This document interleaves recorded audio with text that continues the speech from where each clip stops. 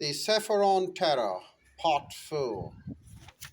Well, as we continue with the recent move by BJP activists, and they have been found recruiting for ISIS in the Kashmir areas, and which must raise eyebrows of all Pakistanis and the regional stakeholders. Why just the regional stakeholders? It's for all the international powers, in fact.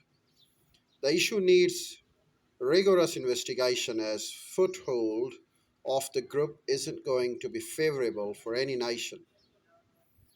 The penetration of the surreal RSS elements in the Indian security establishment is the most serious factor to be addressed without any further delay. Because of the prospects of getting access to strategic assets, the members of the Sangh Parivar are already there, deep inside the heart of the Indian military forces, and their draftness needs no further explanation.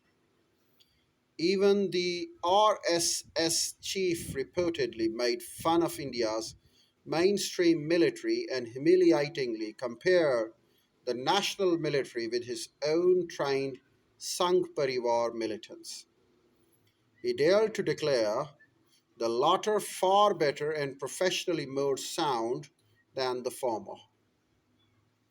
The threat to the regional peace and the stability is going to loom large until some RSS hand, such as Moody's, is on the tiller.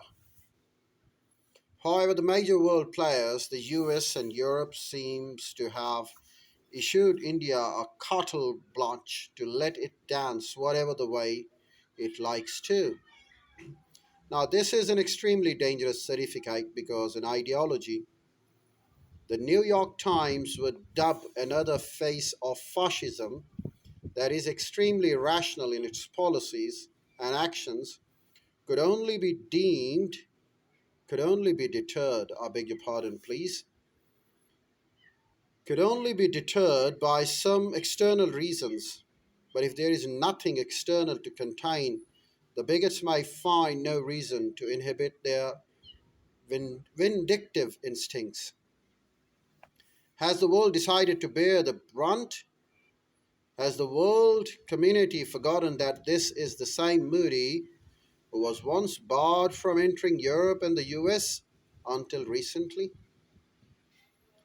Is the civilized world wrong now or was faulty at the point of the time?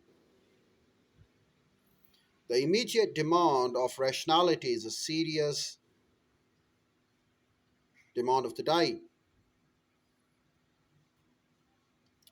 Well, it has been happening there in India, let's say, since the last quarter of the previous century.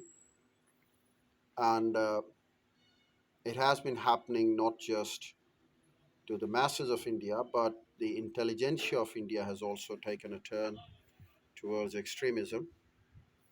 And now we have started finding it in their literature, now we have started finding in their art, now we have started finding in the academics, the textbooks of the nation. It is true that Indians have taken a stance that to make it a Hindu state, make it a Hindu society. And for this, of course, they do control the curriculum. So they, in fact, blend the curriculum to their own taste, to Hindu taste. And then the courts, one way or the other, have been serving the same cause. And it has been there in many of the states that the slaughter of cow has been banned. And there have been images, the videos of torturing the minorities, more so the Muslims, and trying to convert them to Hinduism.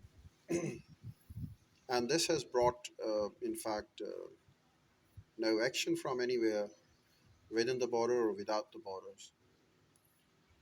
The world knows it and the world ignores it, probably to achieve their share in the broad market of India, because it has all become a commercial market and European Union and America, USA wants to have their share in the broad market of India, the consumer market. And that is the reason they are turning a blind eye to it.